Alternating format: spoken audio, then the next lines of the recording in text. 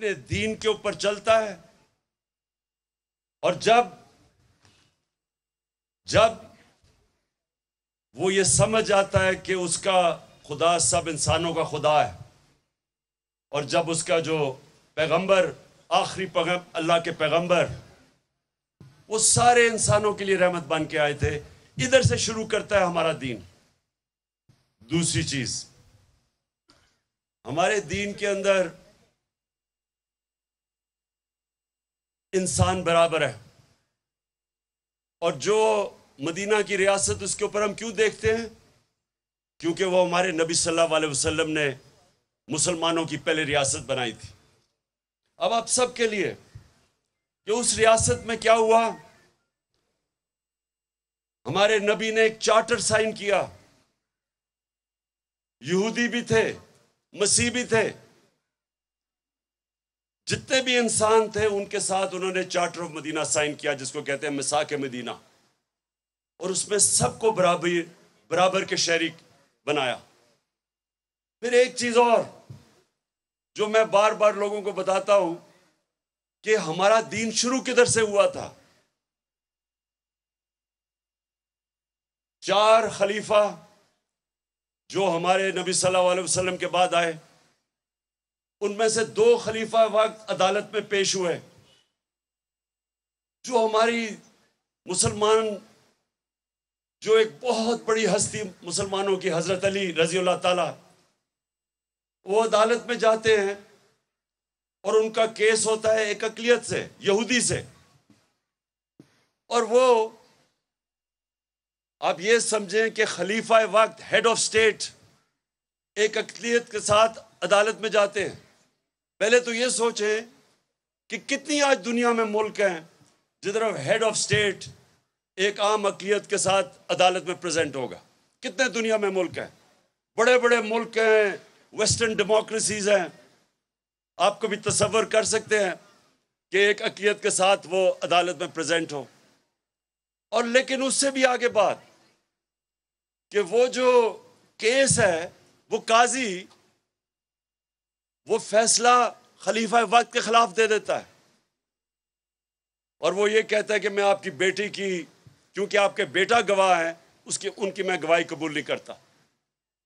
सो कितनी दुनिया के अंदर ये होगा आजकल कि मैं आज बात कर रहा हूँ 21वीं सदी में, कि आप कितने मुल्कों में ये हो सकता है कि हेड ऑफ स्टेट एक माइनॉरिटी से अदालत उसके खिलाफ फैसला कर दे। तो ये इधर से हम शुरू हुए थे, हमारे इंसाफ का निजाम इधर था और अकलियत इंसान बराबर थे मुसलमान माशरों में। और हम एक और चीज पे आते हैं। अभी राय प्रकाश ने बात की कि जो फोर्स्ड कन्वर्जन्स है, कि जबरदस्ती लोगों को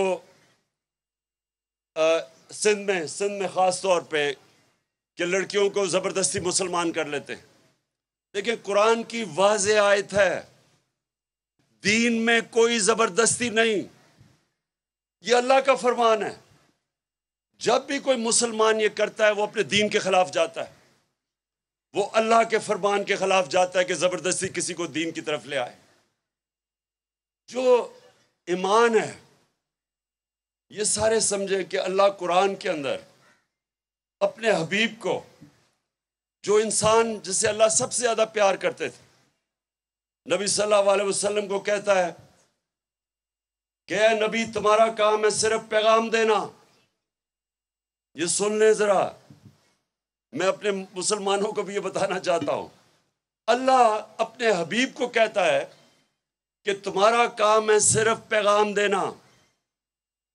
अगर वो दीन की तरफ आते या नहीं आते, ये तुम्हारी जिम्मेदारी नहीं है, ये अल्लाह के ऊपर है कि वो किसी को हिदायत देता या नहीं देता। सो ये आप सब समझ जाए कि ये जो जबरदस्ती किसी का ख्याल है कि मुसलमान किसी को करना, ये तो अल्लाह का तोहफा है कि अगर वो किसी को ईमान देना चाहता या नहीं। तो ये बिल्कुल मैं पूरी तरह हम अपने दीन के ऊपर चलते हुए इसकी मुखालफत करेंगे जो जबरदस्ती लड़कियों को मुसलमान किया जाता है।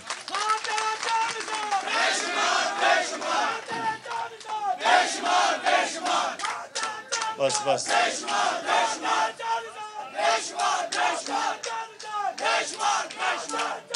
बस बस। अच्छा, अब आ गया एक और इशू, और वो सिर्फ हमारी अक़लियतों के लिए नहीं है, वो हर पाकिस्तान के कमजोर तबके के लिए है। देखिए, इंसाफ होता क्या? इंसाफ का मतलब होता है कि कमजोर और ताकतवर कानून के सामने एक बराबर।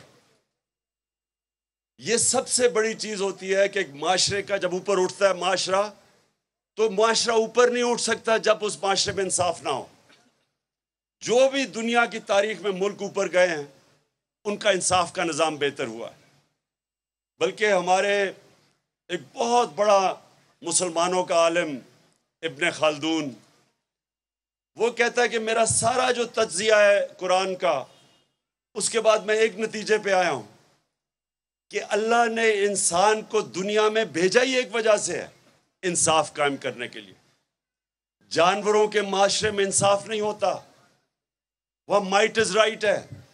जो ताकतवर है वो कानून से ऊपर है, जो कमजोर है उसको कोई पूछता नहीं है, उसको इंसाफ नहीं मिलता। इंसानी माशरा होता ही तब है जब उसमें इंसानियत हो और उनसे उसमें इंसाफ हो। मैंने जब आज से 26 साल पहले अपनी पार्टी शुरू की थी तो उसका नाम रखा था इंसाफ की तहरीक। मैं ये समझता हूं कि इस जद्दोजहद में हम सबको शामिल होना चाहिए। मैं अपनी सारी कौम को शामिल इसलिए कर रहा हूं कि ये हमारा मुल्क आगे नहीं बढ़ेगा जब तक यह इंसाफ ना हो। इंसाफ का मतलब होता है rights, human rights. Human right क्या होता है कि हर इंसान के हकूक होते हैं, चाहे वो कमजोर है, चाहे ताकतवर, चाहे अमीर या गरीब। जब तक माशरे में इंसाफ की वजह से लोगों को राइट्स नहीं मिलते, एक माशरे का जो पोटेंशियल होता है, माशरे की परवाज ऊपर नहीं जा सकती।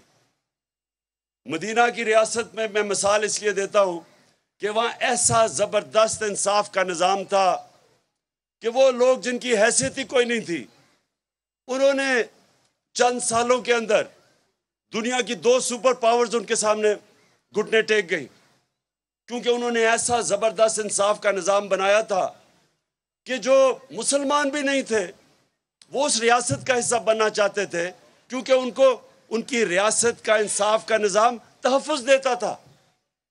और जब आपको इंसाफ मिलता है और आपके हकूक की हिफाजत करता है एक निज़ाम, तो वो माशरा ऊपर चला जाता है। तो हमारी जो जंग है आज, वो है इंसाफ लेने के लिए।